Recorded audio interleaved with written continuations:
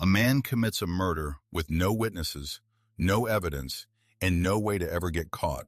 He gets away with it completely, and it destroys him anyway. Dostoevsky wrote this in 1866, about 60 years before psychology had a name for what he was describing. The man is Rodion Raskolnikov, a former student living in poverty in St. Petersburg. Before the murder, he builds himself a theory, one that will justify what he's about to do. He believes some people are extraordinary, not bound by ordinary morality.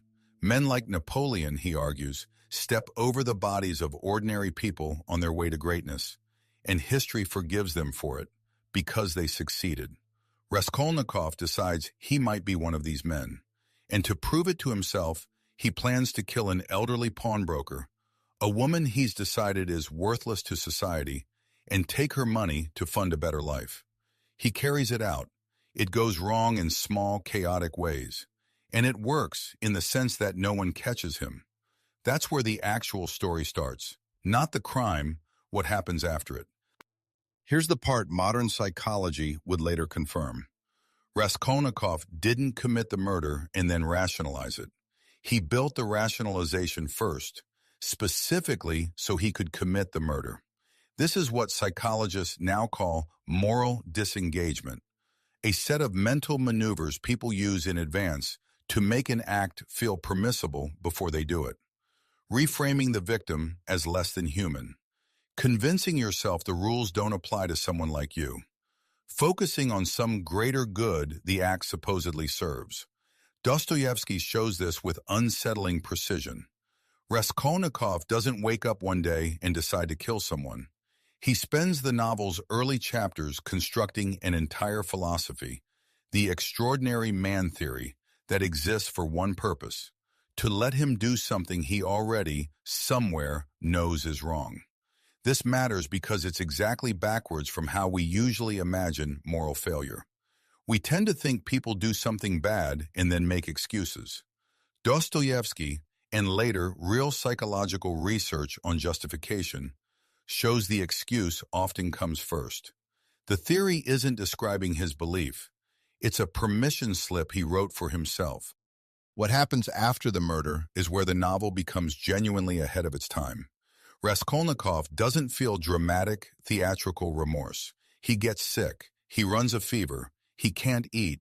He becomes paranoid, disoriented, incoherent in conversations, to the point where other characters keep asking if he's physically ill. He isn't performing guilt. His body is failing under it. Dostoevsky is describing something we now understand clinically, the physiological cost of sustained psychological suppression. Chronic concealment and unresolved guilt are linked to real, measurable stress responses. Elevated cortisol, disrupted sleep, weakened immune function.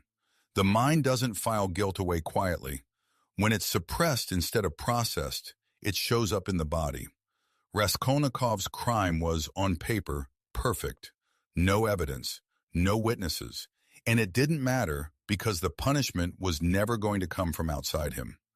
Dostoevsky's real argument, the one that took psychology decades to catch up to, is that guilt doesn't require detection to do damage. It operates whether or not anyone else ever finds out.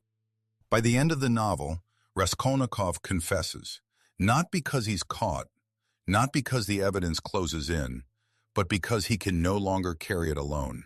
This is the detail most adaptations rush past, and it's the most psychologically accurate part of the whole book. Modern research on confession and disclosure, going back to work on the health effects of keeping secrets, shows something Dostoevsky dramatized a century earlier. Suppressing a significant transgression takes ongoing cognitive effort, and that effort is what erodes people. Disclosure, even when it costs you something real, even when it leads to punishment, tends to reduce that internal burden in a way silence never does. Raskolnikov's Siberian sentence at the end isn't where his suffering finally stops. His suffering stops when he stops hiding. The prison sentence is almost incidental. The relief comes from no longer having to maintain the lie. Most of us will never plan a murder or build a philosophy to justify one. But the mechanism Dostoevsky is describing is smaller and much more common than that. The small rationalizations we build in advance to let ourselves do things we already know we shouldn't, and the quiet cost of carrying something we haven't said out loud.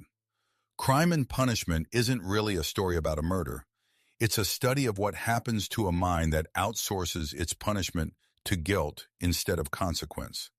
And it got there before psychology had the words for it. If you want to read it yourself, the link's in the description.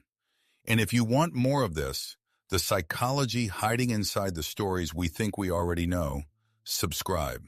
This is The Villain's Mind.